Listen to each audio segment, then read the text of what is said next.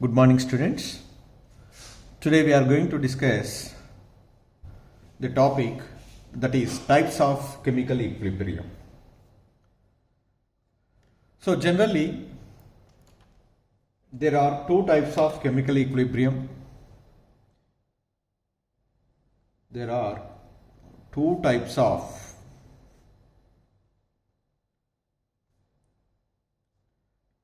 chemical equilibriums. One is homogeneous equilibrium, second one is heterogeneous chemical equilibrium. One is homogeneous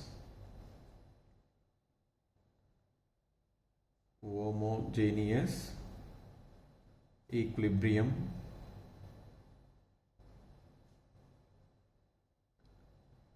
Second one is heterogeneous equilibrium.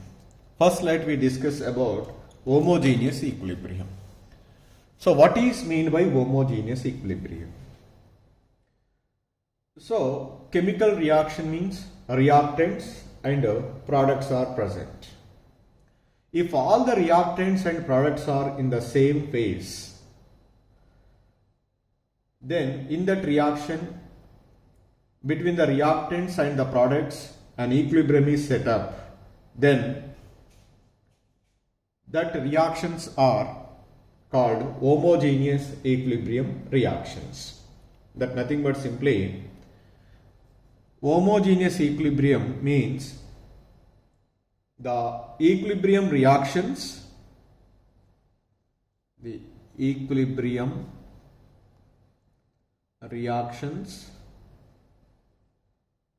in which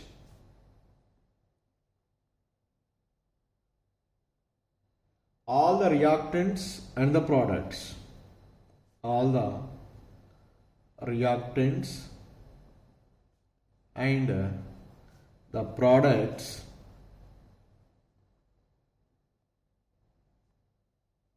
are in the same phase,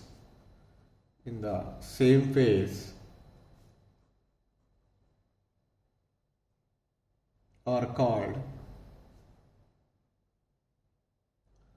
homogeneous equilibrium reactions.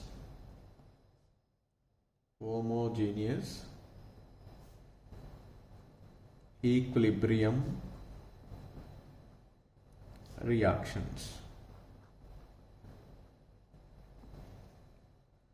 For example, you know very well the best example, nitrogen gas react with hydrogen gas, equilibrium with the formation of ammonia gas. Here in this equilibrium reaction all the reactants and products are in the same phase, that is gaseous phase. That's why this reaction is an example of homogeneous equilibrium reaction. Now another example is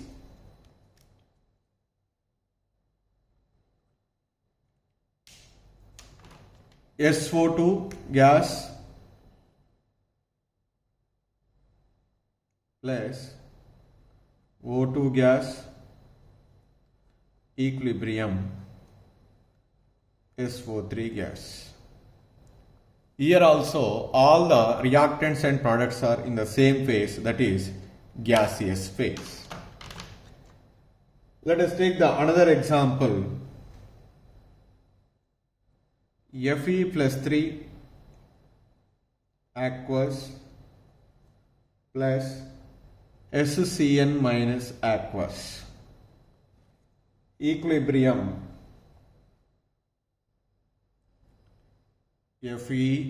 FeSCN of plus 2 aqueous. All are in aqueous phase. That's why this is also an example of homogeneous equilibrium. The another example is Ethyl alcohol C2H5OH liquid react with acetic acid CH3COOH, equilibrium with the products ester CH3C double bond OO C2H5 plus H2O. In this reaction also all the reactants and products are in the same phase, that is liquid. These all are examples of homogeneous equilibrium. And second one is,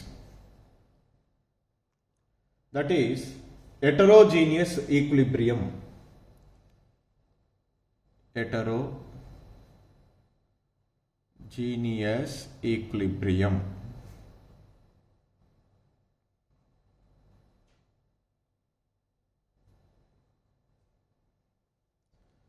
Heterogeneous means different phases. That means all the reactants and products are not in same phase, they might be in different phase. That's why the equilibrium reactions,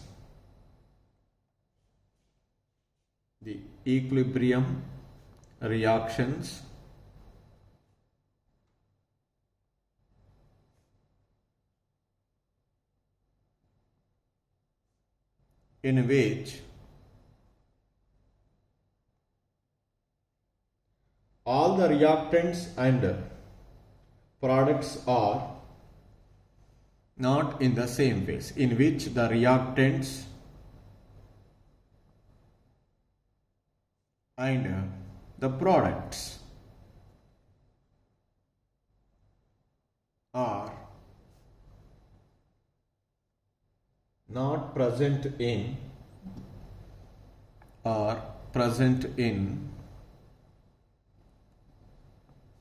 different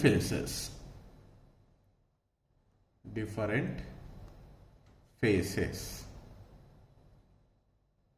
Are called heterogeneous equilibrium. Heterogeneous equilibrium reactions.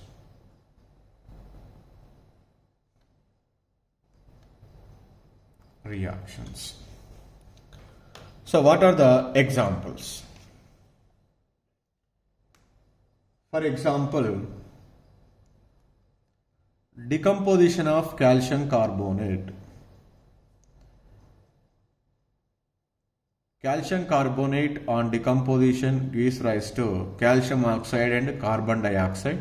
In that, calcium carbonate and calcium oxide are in solid state, carbon dioxide is in gaseous state. So, here carbon dioxide phase is different from the rest of the two, calcium carbonate and calcium oxide. That's why it is an example of heterogeneous equilibrium. And the another example is decomposition of sodium bicarbonate is there. 2NaHCO3 solid equilibrium, Na2CO3 solid plus carbon dioxide gas plus H2O gas. Here all the reactants and products are not present in the same phase, they are present in different phases. So that's why it is also an example of heterogeneous equilibrium reactions. So here we would like to note one important point for expressing the equilibrium constant expression in case of heterogeneous equilibrium reactions. The two are important points we need to be remember all the time. That is, for heterogeneous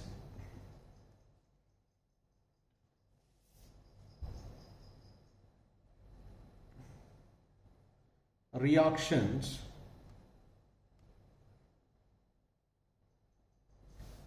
the equilibrium expression,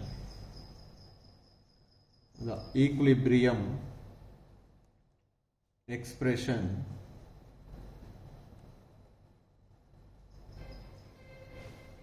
do not include the concentration of pure solids and pure liquids.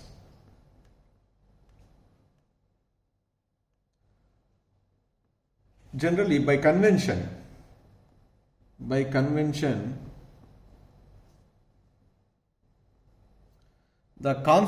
of any solid reactant or product, that is always taken as unity.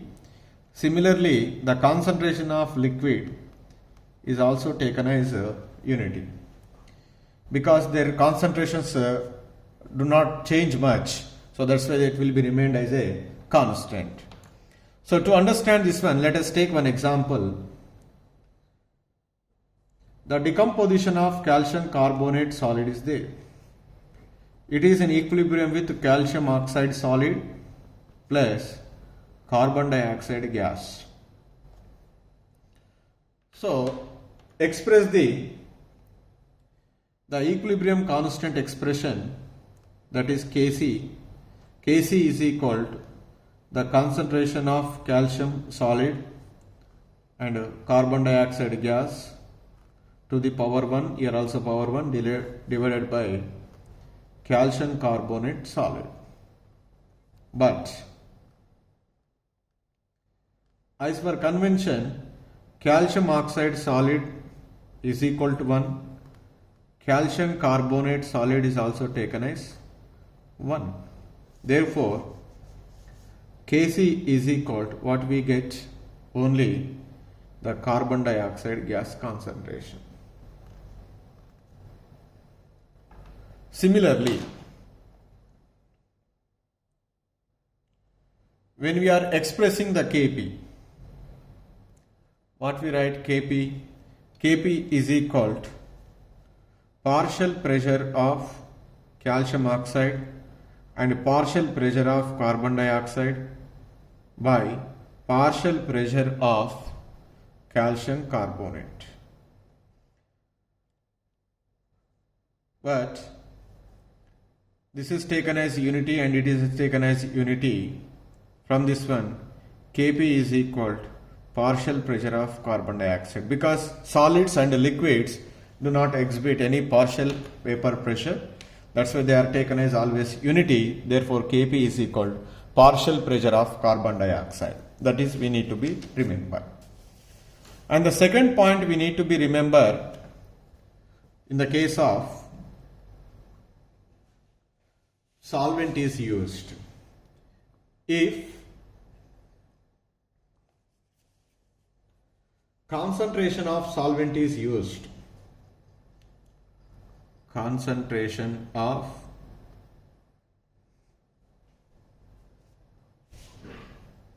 is used, solvent is used, it is considered ice. It is considered ice constant.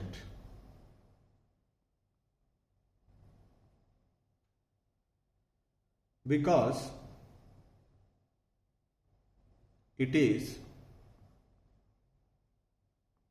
present in large quantity.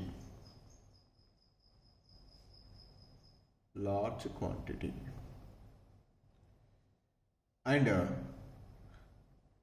after attaining the equilibrium, there is no much change in the concentration. Therefore, and will not change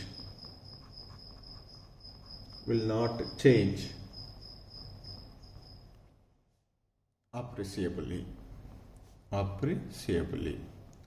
That means there is no much involved in the reaction. That's why the concentration of the solvent is always almost will be remained as a constant. For example, a reaction, that is ammonia is dissolved in water. Ammonia aqueous dissolved in water liquid solvent, we get NH4 plus aqueous plus OH minus aqueous.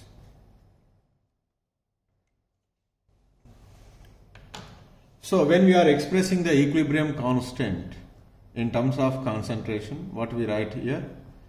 NH4 plus aqueous and OH minus aqueous to the power 1 divided by NH3 aqueous and H2O liquid.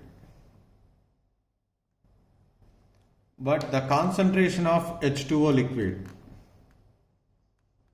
is constant. There is no much change in concentration. That's why just I am rearranging this equation. Some Kc into H2O liquid is equal to NH4 plus aqueous and OH minus aqueous divided by NH3 aqueous. It is constant, it is also constant. So overall new constant, say for example K dash is equal to what I write? NH4 plus aqueous and OH minus aqueous divided by NH3 aqueous. So like that we can express the equilibrium constant expression. So here we need to be remember the two important points. In a chemical reaction, if the solids and liquids are present, they do not include in the equilibrium concentration expression or even in terms of pressure. During a reaction, if the solvent is used, that solvent concentration is also will be does not included in the equilibrium constant expression. These are the 2 points we need to be remember, okay, which are might be useful to solving the numericals to get the correct answer. This is about the types of chemical equilibrium.